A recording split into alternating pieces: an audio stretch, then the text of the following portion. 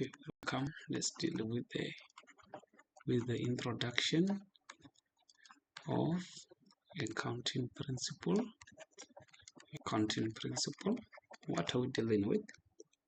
We're dealing with arrangements. We're dealing with the arrangements or rearrangements. Rearrangements. So now when we want to rearrange things, we'll focus by the first example of let's rearrange letters. Let's rearrange letters, maybe from the word help. When we rearrange this, it doesn't have to be a meaningful word. We just want to rearrange it in any way we can.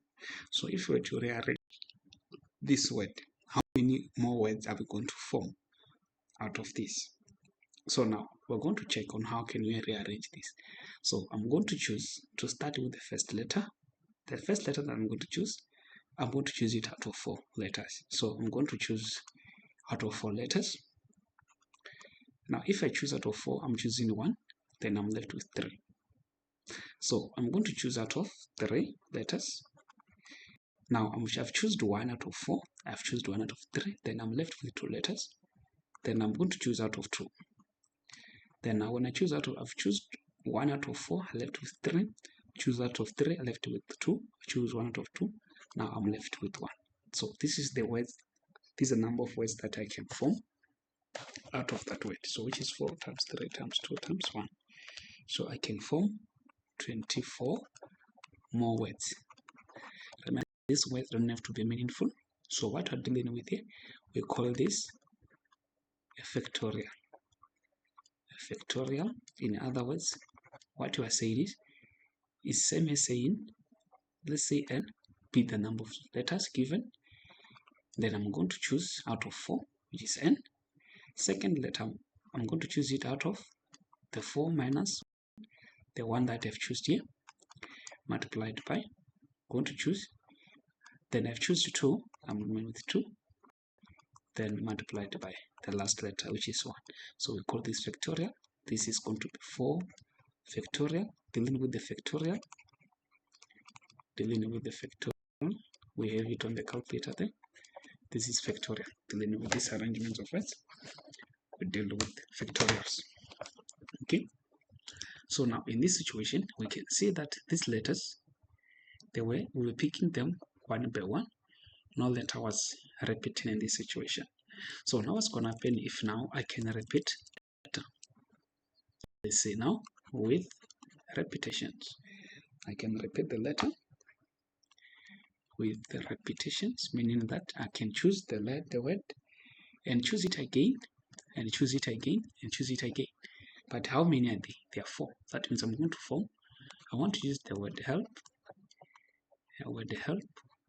and form a 4-lettered head, 4-lettered word. In this case, I can repeat the letters, meaning that if I choose it, I can choose it again. So I'm going to choose out of 4 for the first one. Now I'm going to choose again. Because I can choose the word again, I can still choose it for the second letter. I'm going to choose again, so I can still choose the same letter and choose the same letter. In this case, this is the kind of words I'm going to form because I'm causing what? They have repetitions. They are repetitions. So if I'm going to choose the word again, I'm going to make 256 letters because there are repetitions allowed. In this case, I'm allowed to choose again. So this will say I'm going to use n exponent of r. N is the number of word letters I'm choosing from. This is the number of letters choosing from. Then this r, it's how many, it's the times, the number of times I can choose the letter. This is the how many times can I choose it. So I can say I can choose it r times, meaning that here I can do this as 4 exponent of 4, which will give me 256, meaning that I can choose the letter 4 times to make up a word that is made up of 4 letters. Now, in some situations, we realize that there are no repetitions allowed. Like in this example here we're dealing with no repetitions allowed. So if no repetition allowed, when I choose a letter, my number goes down. But even repetitions allowed, when I choose the letter, the number remains the same. So that's what we are dealing with in this situation here. Repetition allowed, repetition not allowed. So repetition not allowed, the number goes down. The number to choose from goes down. So the number to choose from decrease. The number to choose from decrease. But here repetition allowed. Here we say repetition or the repetition or a repetition of words, repetition of letters allowed, the number remain the same. The number remain the same. So I want to do another example. Let's say now, we're going to check how many three digits numbers, how many 3 digits numbers can we create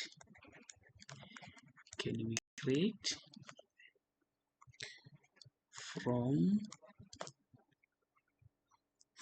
1, 2, 3, 4 and 5 with no repetition allowed. Now in this case we are not allowing repetitions, but let's check how many numbers do we have. 1, 2, 3, 4, 5. We have 5 numbers, so I'm going to choose 3 out of 5. So now we're going to choose 3 out of 5. Let's check the first number I'm going to choose out of 5.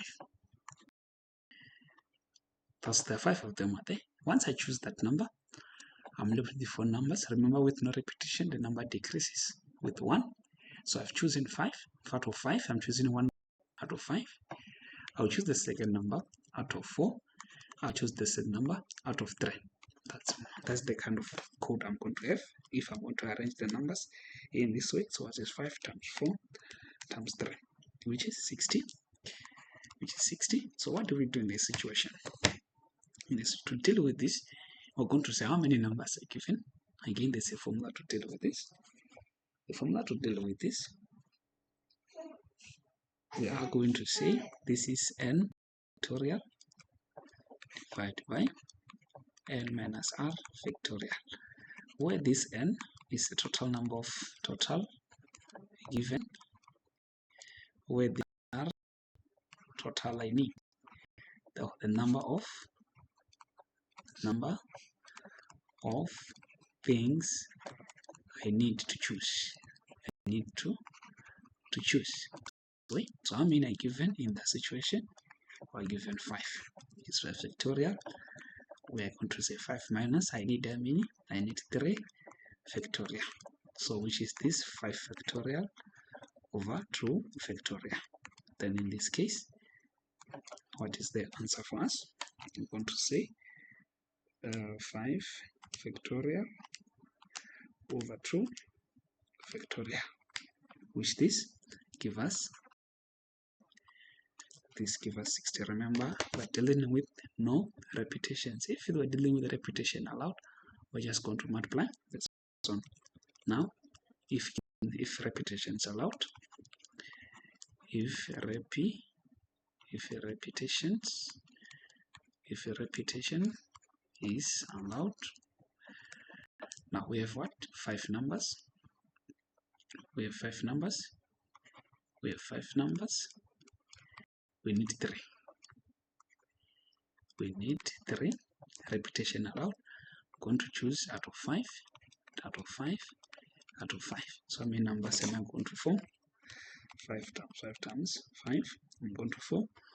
125 number. In this situation, I'm going to say this is an exponent of r. How many? I'm going to choose 5. 5 out of the 3. Remember, 3 tells me about how many times I'm going to choose this. So it's 5 exponent of 3. 5 exponent of 3, which is again 125. Now this works with repetition allowed. But then now this one, it works with no repetition allowed. So with no repetition allowed, we can't use this because I must choose everything. So here it's telling about I'm going to what to choose. So what else you must remember that the word or, it means to add, and it means to multiply. That's what you have to look at, and then follow for more examples.